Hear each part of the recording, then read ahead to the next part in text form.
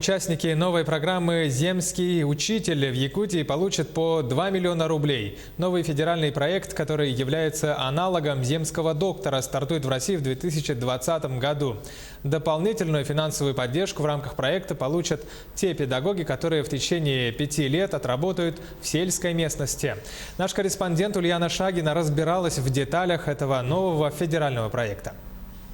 Подруги и однокурсницы педагогического института Анна и Анастасия в этом году уже выпускаются. Каждая из них поедет в свой родной Улус, чтобы начать дело, которому обучалась целых 4 года. Заканчиваю тоже направление начальное образование. Это вот последний год. И при окончании института я тоже планирую поехать в свой родной Улус, в город Вилюйск, и работать там учителем начальных классов. Отдаленные сельские школы Вилюйского Улуса сегодня ощущают острый дефицит в учителях. Особенно математики, иностранных языков, физики, химии и биологии. Сейчас проблема решается только распределением нагрузки по уже работающим педагогам. И подобная ситуация во всех районах. Приток новых кадров в сельской школе только в радость. И новая федеральная программа «Земский учитель» как раз должна стать толчком для этого. Да, мне кажется, это хорошая программа.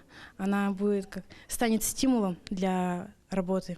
В этом учебном году педагогический институт выпустит более 1500 бакалавров, очной и заочной формы обучения по самым разным специальностям. И руководство института сейчас вносит свои предложения для того, чтобы готовить будущих педагогов именно по тем направлениям, которые нужны школам. В том числе имеющие по 2 профиля подготовки, то есть, например, учителя, который способен вести математику и физику, или же начальное образование и английский язык, иностранные языки, например, да.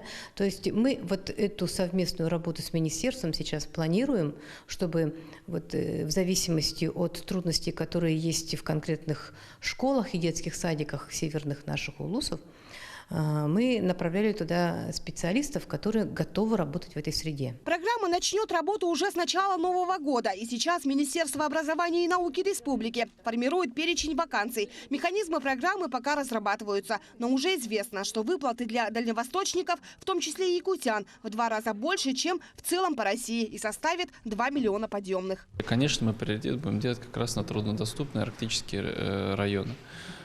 И уже под эти вакансии будут подбираться желающие, которые получат соответствующие выплаты для мотивации для работы. Единственное, чтобы получить эти деньги, нужно будет взять на себя обязательство 5 лет проработать в сельской местности по той вакансии, которая будет Министерством образования и науки объявлена. Итак, кандидатами на получение 2 земских миллионов станут педагоги высшего или среднего профессионального педагогического образования, не старше 55 лет. Информация обо всех вакансиях появится на сайте Министерства образования уже в начале года. Сам конкурс продлится до 15 апреля. И уже летом первые земские учителя поедут покорять сельские местности. Ульяна Шагина, Георгий Григорьев, Якутск.